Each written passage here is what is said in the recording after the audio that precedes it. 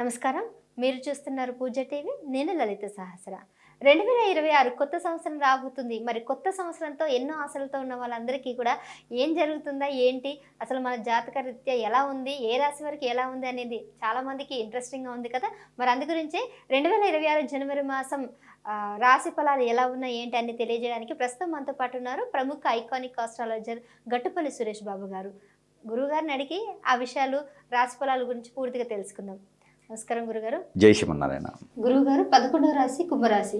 కుంభరాశి వారికి 2026 జనవరి మాసంలో ఎలా ఉండబోతుంది వీళ్ళ గ్రహస్థితి చెప్తారా? ఖచ్చితంగా మనం చూసినట్టయితే కనుక కుంభరాశి, ఈ కుంభరాశి వారికి అయితే శని భగవానికి అశుభ దృష్టి, స్వస్థానంలో ఉన్నటువంటి రాహువు, దీంతోపాటు శుక్రుడు, బుధుడు కూడా ఇక్కడ మనకి జనవరి మాసంలో కనిపిస్తూ ఉన్నారు. కాబట్టి ఇక్కడ మంచి ఉచ్చంలో ఉన్నాడు అంటే కనుక రవితో పాటు వీరికి గురువు కూడా కొంచెం మంచి యోచనలో కనిపిస్తున్నాడు జనవరి మాసంలో. కాబట్టి ఈ జనవరి మాసంలో ఉన్నటువంటి గ్రహస్థితి ప్రకారంగా వీరు ఏదైనా ఇనుము, ఇటుక, ఇసుక ఇలాంటి వ్యాపారాల్లోనూ, ఆర్కిటెక్చర్ లాంటి వ్యాపారాల్లోనూ, లేకపోతే జాబ్ చేయాలనుకుంటే కనుక ఏదైనా ఇంజనీరింగ్గా, అలానే సివిల్ ఇంజనీరింగ్గా వీరికి అద్భుతంగా ఉంటుంది. కాబట్టి అలాంటి ప్రయత్నాలు చేయొచ్చు. ఇక కాంట్రాక్ట్ రంగాల్లో వరకు అయితే అద్భుతంగా ఉంటుంది. రాజకీయ రంగంలో ఉన్నటువంటి కుంభరాశి వారు ఎవరు ఉంటే వారికి అద్భుతంగా ఉంటుంది. ఇక లేడీస్కు విషయానికి వస్తే కనుక కుంభరాశి ఆడవారు ఉంటే కనుక వారికి రాజకీయ రంగం, సినీ రంగం ఇవన్నీ కూడా అద్భుతంగా ఉంటాయి. కాబట్టి ప్రయత్నం చేయొచ్చు. మంచి అవకాశాలు అయితే వీరికి లభ్యపడతాయి.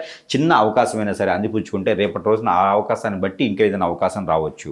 అవకాశాన్ని మాత్రం చేజార్చుకోకూడదు. ఇక కుంభరాశిలో ఉన్నటువంటి వారికి ఏదైతే ఉందో, ఈ కుంభరాశి వారికి పెళ్లి అయితే కనుక ఈ జనవరి మాసంలో కనిపించట్లేదు.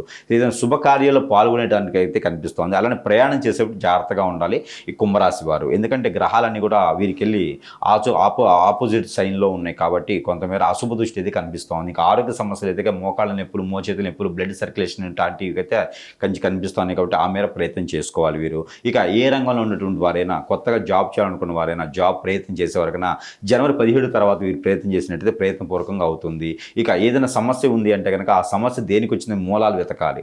ఆరోగ్యం బాగాలేదని హాస్పిటల్కి వెళ్ళకూడదు, గురువు దగ్గరికి రావాలి. గురువు దగ్గరికి వస్తేనే అక్కడ ఏం జరుగుతుంది, ఏం జరిగింది, దీని పరిష్కార మార్గం ఏంటి. పెద్ద పెద్ద సమస్యలు కూడా మనకి జరిగేటువంటి క్రియల వల్ల, మనకి జరిగేటువంటి నష్టం వల్ల, మనకి జరిగేటువంటి అశుభ దృష్టి వల్ల జరుగుతాయి తప్పితే ఆరోగ్య సమస్య అన్నిటికీ రాదు. కాబట్టి లివర్, కిడ్నీస్ లాంటి ఏదైనా ఇబ్బంది ఉంది అంటే కనుక ఖచ్చితంగా గురువుగారిని సంప్రదిస్తే దాని దగ్గర పరిష్కార మార్గం కూడా చూపించే విధంగా కనిపిస్తుంది. కాబట్టి ఆ మేర ప్రయత్నం చేయొచ్చు. ఇక ఏ రంగంలో ఉన్నట్టు కుంభరాశి వారికైనా సరే పరిస్థితి రావాలంటే కనుక చిన్నపాటి పరిహారాలు చేసుకోవాలి. ఆ పరిహారాల నిమిత్తంగా ఏమిటంటే కనుక ప్రతి వారంలో ఒకసారి కుక్కలకి గోధుమ రొట్టెలు వేయాలి. అలానే పటిక, ఆవాలు, మెంతులు ఈ 3 కూడా కలిపేసి, అలానే చిన్నులపై రెబ్బలు ఉంటాయి, ఆ చిన్నులపై రెబ్బలు ఇవన్నీ కూడా కలగలిపి ఒక వైట్ కలర్ క్లాత్లో ముడుపు కట్టాలి. ఆ ముడుపు కట్టి గురువారం రోజున సాయం సంధ్యవేళలో, ఏ గురువారం అయినా చేయొచ్చు, ఈ మాసంలో చేస్తే చాలా మంచిది. గురువారం రోజు సాయం సంధ్యవేళలో ఇవికి ఉన్నటువంటి దోషాలన్నీ పోవాలని చెప్పేసి తల చుట్టూ 7 టైమ్స్ దిష్టి తీసుకోవాలి. ఆ దిష్టి తీసుకున్న ముడుపు ఎక్కడైనా పారేడు నీటిలో కానీ, పొదలకొని చెట్లలో కానీ వేసేసేయాలి. దీంతోపాటు కర్పూరం బిళ్ళలు దిష్టి తీసుకుని ఎదురుగా పెట్టుకుని కాల్ చేసుకోవాలి. ఇక దీంతోపాటు దేవుని అనుగ్రహం కావాలి. కాబట్టి దేవుని అనుగ్రహం మర్రి చెట్టు, మారేడు చెట్టు, నేరేడు చెట్టు ఉంటుంది.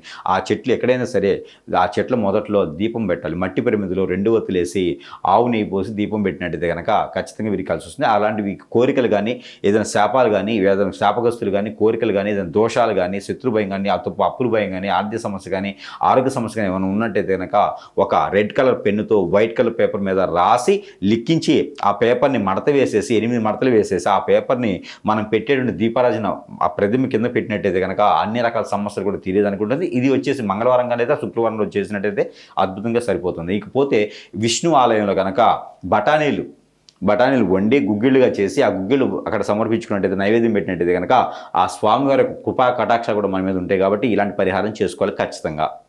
జనవరి మాసం ఇలాంటి పరిహారం చేసుకుని అదృష్టవంతులు అవ్వచ్చు కుంభరాశి వారు. ఓకే గురుగారు, ధన్యవాదాలు. చూసారు కదండి, గట్టుపల్లి సురేష్ బాబు గారు రాశిఫలాల యొక్క డీటెయిల్స్ అన్నీ కూడా మనకి బాగా ఎక్స్ప్లెయిన్ చేశారు కదా. మరి ఆయా రాశుల వారు వాళ్ళు తగ్గట్టుగా ఏమైనా ఉన్నా కూడా జాగ్రత్తలు తీసుకోండి. ఇంకేమైనా దోషాలు ఉన్నా కూడా పూజలు చేసుకొని అవన్నీ కూడా తొలగించుకున్నట్లయితే వారికి మంచిగా కలిసి వచ్చే అవకాశం ఉందని అయితే తెలియజేస్తున్నారు. సో మరొకసారి మళ్ళీ కలుద్దాం. చూస్తూనే ఉండండి పూజ టీవీ. నమస్కారం.